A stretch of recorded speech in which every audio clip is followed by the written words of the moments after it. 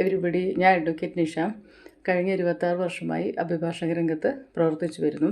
മിക്കപ്പോഴും കുടുംബ കോടതി കേസുകളിൽ ഗാർഡിയൻ ആൻഡ് വാർഡ്സ് ആക്ട് പ്രകാരം കുട്ടിയുടെ കസ്റ്റഡി ലഭിക്കുന്നതിനായി കൊടുക്കുന്ന കേസുകൾ അഭിഭാഷകർക്കും കക്ഷികൾക്കും വളരെയധികം സമ്മർദ്ദം ഉണ്ടാക്കുന്ന ഒരു കേസാണ്. കാരണം എന്താണെന്ന് വെച്ചാൽ, കുട്ടിയെ കൈവശമുള്ള പങ്കാളി മനഃപൂർവ്വം ഈ കസ്റ്റഡി ഇല്ലാത്ത പങ്കാളിയെ ബുദ്ധിമുട്ടിക്കുന്നതിന് വേണ്ടി മാത്രം കാണിക്കാത്ത ഒരു അവസ്ഥയുണ്ടാകും. പങ്കാളിയോടുള്ള വാശിയും വിരോധവും തീർക്കുന്നതിന് വേണ്ടി മാത്രമാണ് ഇപ്രകാരം കുട്ടിയെ കാണിക്കാതെ പിടിച്ചു വയ്ക്കുന്ന ഒരു സിറ്റുവേഷൻ ഉണ്ടാവാറുള്ളത്.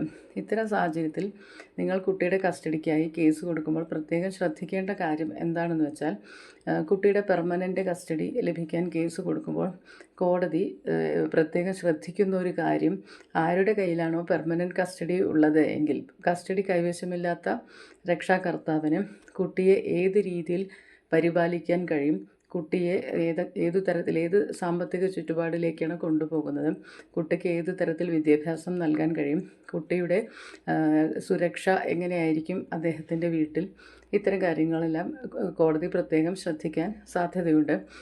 മാത്രമല്ല, കുട്ടിയുടെ പെർമനൻ്റ് കസ്റ്റഡി കൈവശമുള്ള രക്ഷാകർത്താവിൽ നിന്ന് കസ്റ്റഡി കൈവശമില്ലാത്ത രക്ഷാകർത്താവിന് ലഭിക്കണമെങ്കിൽ വളരെയധികം ബുദ്ധിമുട്ടുള്ളൊരു സിറ്റുവേഷനാണ്. കാരണം കുട്ടിയെ അപ്പോൾ നിലവിലുള്ള സാഹചര്യത്തിൽ നിന്ന് മാറ്റി തികച്ചും പുതിയൊരു സാഹചര്യത്തിലേക്ക്, അതായത് അച്ഛൻ്റെ ആയാലും അമ്മയുടെ ആയാലും വീട്ടിലേക്ക് പറിച്ചു നടപ്പെടുക എന്നുള്ളത് കുട്ടിയെ സംബന്ധിച്ച് വിഷമകരമാണ്.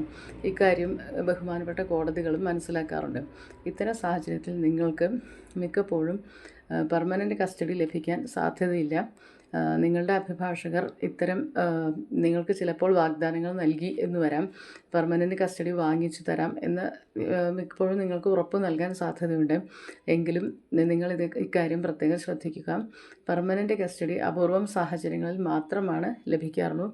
കുട്ടിയുടെ കസ്റ്റഡി കൈവശമുള്ള രക്ഷാകർത്താവ് കുട്ടിയെ നോക്കാൻ ഒട്ടും യോഗ്യരല്ല എന്ന് ബഹുമാനപ്പെട്ട കോടതിയിൽ നിങ്ങൾക്ക് തെളിയിക്കാൻ കഴിഞ്ഞാൽ മാത്രമാണ് നിങ്ങൾക്ക് പെർമനൻ്റ് കസ്റ്റഡി ലഭിക്കുകയുള്ളൂ. അല്ലാത്ത പക്ഷം നിങ്ങൾക്ക് ഓണം, ക്രിസ്തുമസ്, സമ്മർ വെക്കേഷൻ ഇത്തരം വെക്കേഷനുകളിൽ ഒരു മാസത്തോളം, അല്ലെങ്കിൽ ഓണം വെക്കേഷനാണെങ്കിൽ 5 ദിവസം, ക്രിസ്മസ് വെക്കേഷനാണെങ്കിൽ 5 ദിവസം, സമ്മർ വെക്കേഷനാണെങ്കിൽ 15 ദിവസം, പിന്നീട് എന്തെങ്കിലും വിശേഷാവസരങ്ങൾ ഉണ്ടാകുമ്പോൾ ഇൻ്ററാക്ഷൻ, അതായത് കുട്ടിയെ ഒരു ദിവസത്തേക്കായിട്ടുള്ള കസ്റ്റഡിയോ ഇത്തരം ഉത്തരവുകൾ മാത്രമാണ് കോടതികൾ പുറപ്പെടുവിക്കാറുള്ളൂ. ആയതിനാൽ പെർമനൻ്റ് കസ്റ്റഡി നിങ്ങൾക്ക് ലഭിക്കണം എന്നുണ്ടെങ്കിൽ, കുട്ടിയുടെ കസ്റ്റഡി കൈവശമുള്ള രക്ഷാകർത്താവിൽ നിന്ന് പെർമനൻ്റ് കസ്റ്റഡി നിങ്ങൾക്ക് ലഭിക്കണമെന്നുണ്ടെങ്കിൽ കുട്ടിയെ നോക്കാൻ ഒട്ടും യോഗ്യരല്ല, കുട്ടിയുടെ കസ്റ്റഡി കൈവശമുള്ള രക്ഷാകർത്താവ് ഒട്ടും യോഗ്യരല്ല എന്ന് നിങ്ങൾ കൃത്യമായ തെളിവുകളോടെ തെളിയിക്കേണ്ടി വരും. അല്ലാത്ത പക്ഷം നിങ്ങൾക്ക് പെർമനൻ്റ് കസ്റ്റഡി ലഭിക്കാൻ സാധ്യതയില്ല. ഇക്കാര്യം നിങ്ങൾ മനസ്സിൽ ഓർക്കേണ്ടതുണ്ട്.